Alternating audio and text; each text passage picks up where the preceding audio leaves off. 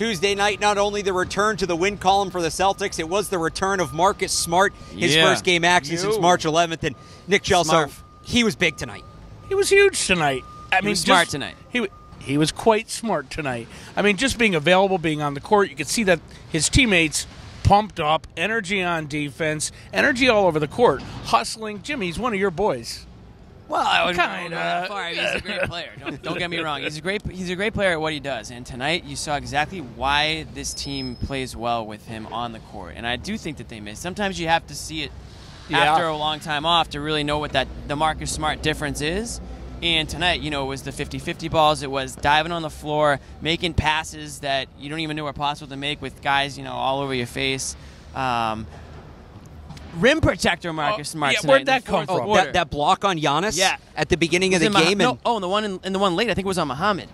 You're right. Yes. He had the one late. He had a couple spectacular rejections. Bananas. Yeah, absolutely. I mean, that was the type of play that you expect from him, and he makes those hashtag winning plays that they all talk about that people, if you're not watching the game, you're just looking at the box score, you might not notice it. So you take what you can get. 2 for 7 for him on offense. He's still not, he's not like it's not like the thumb injury is going to make him magically an amazing scorer, but he's still the same Marcus Smart. One thing I was looking for is he going to be timid out there? Is he going to be there was no question favoring he was the thumb in any way? He most certainly was not.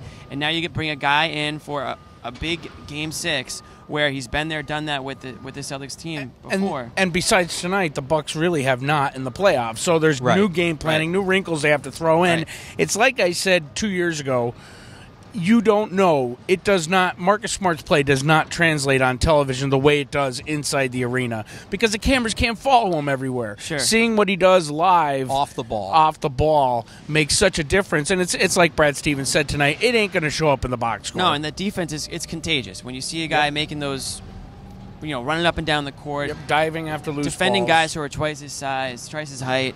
Going after those loose balls. I mean, guys see that, they get fired up. The energy on that Celtics team Tuesday night was just it was where it was, I thought, in Game 2 when I thought that they were just blowing the Bucks out of the court with the energy that they were showing. You kind of saw that in some large spurts in Game 5. So I don't think it's a coincidence. It was when Marcus Smart returned. You mentioned the shooting 2 for 7 was 5 for 5 from the line. So which is shocking. The free throw was shocking, especially with the thumb. That's what stood out to me.